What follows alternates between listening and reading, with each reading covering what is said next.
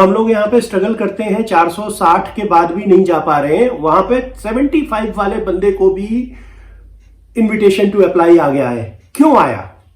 तो अब आते हैं वापस मुद्दे पे कि कल जो हुआ है that was history, that was history.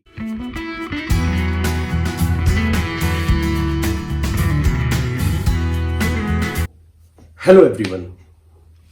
तो आज फिर से एक और नया वीडियो, लेकिन आज का वीडियो बहुत ही अलग है।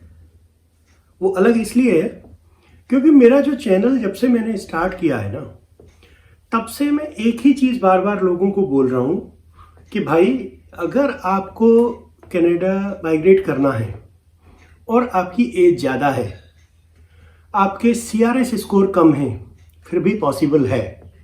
और आज फिर से मेरा जो एनालिसिस था, मेरा जो सोचना था कि ऐसे ऐसे ये चीज़ें होंगी, वो सारा कुछ अभी कैनेडियन गवर्नमेंट ने करना शुरू कर दिया है। देखिए आपको दिखाता हूँ कि क्या क्या मैंने बताया था आपको। अगर आप मेरा सबसे पहला वीडियो देखोगे तो उसमें मैंने सिंपल एक चीज़ बताई थी कि कनाडा जाने के दूसरे भी तरीके हैं अदर देन एक्सप्रेस एंट्री और PR। ओके, दूसरे तरीके क्या बताए थे? मैंने बोला था कि अगर आपकी एज ज़्यादा हो चुकी है तो आपको स्टडी का रूट ट्राई करना चाहिए। ठीक है, स्टडी के रूट के बाद कुछ लोगों ने मुझे ट्रोल करने की भी कोशिश की कि अरे 40 साल के बाद स्टडी नहीं मिलता है, ये नहीं होता है, वो नहीं होता है। मैंने कहा मेरा हो गया है। बोला नहीं, ये तो कुछ लोगों ने मुझे ये तक बोला कि ये आदमी ऐसे ही सबको फ्रॉड है और सब बोल रहा है। मैंने कहा ठीक है, कोई बात नहीं। तो अभी मैं बता देता हूँ आप लोगों को पहली बात कि मैं 2 मार्च को कनाडा जा रहा हूँ। मेरा वीज़ा लग गया है, मेरा 1 सेमेस्टर पूरा होने आया। तो अभी वो तो प्रूव हो गया कि 40 साल के बाद भी लोगों को एडमिशन मिलता है और वीज़ा मिलता है।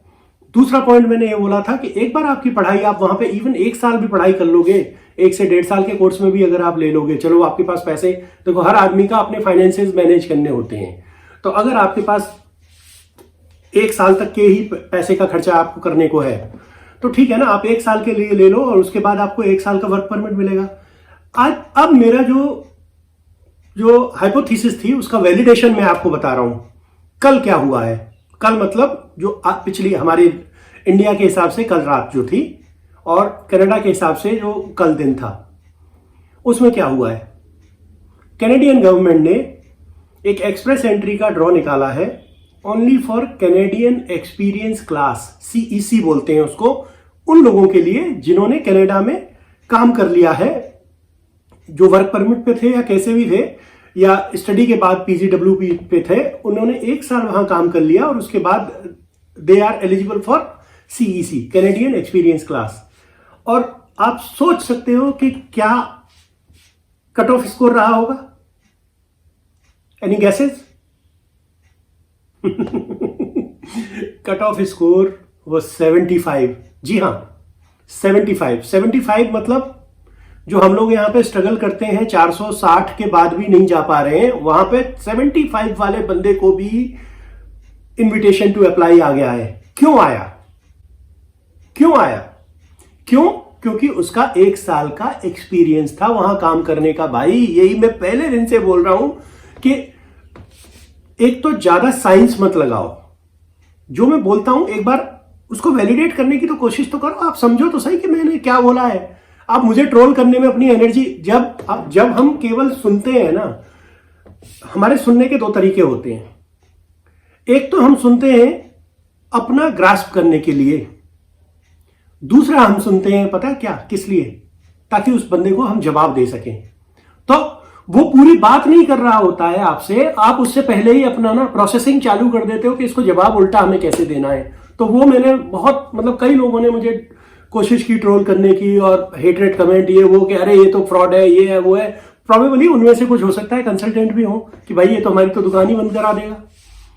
तो इसके लिए मैं बोलता हूं आपको। तो अब आते हैं वापस मुद्दे पे कि कल जो हुआ है that was history, that was history. क्यों? 27,332 इनविटेशन टू अप्लाई आया है। भाई साहब आप सोचो तो सही, 27,332 का मतलब क्या हुआ? एक आदमी के साथ अगर 3 फैमिली मेंबर भी गए तो लाखों लोग को कैनेडियन सिटीजनशिप मिल जाएगी या PR मिल जाएगा बाद में फाइनली।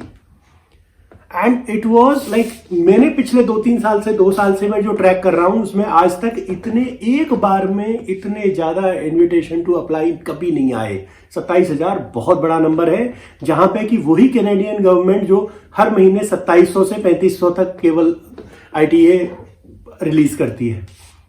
तो अब आप समझो कि जो मैंने बोला था वो क्या हो रहा है, वही हो रहा है। क्योंकि now they have realised, even I was going through the speech of their immigration minister day before yesterday.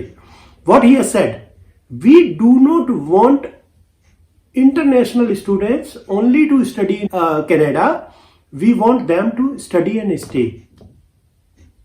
तो अब क्या हुआ भैया, अब इनको रियलाइज हो गया कि जो बंदे वहां पे गरीब लोग वहां पहले आके काम कर रहे हैं, वर्क परमिट पे लगे हुए हैं, पड़े हुए हैं, सड़ रहे हैं, जिनका कि आइदर एजुकेशनल क्वालिफिकेशन कम था या एक्सपीरियंस कम था, जिसकी वजह से CRS स्कोर कम आ रहा था, उनको दो पहले, तो अभी उनको दे दिया।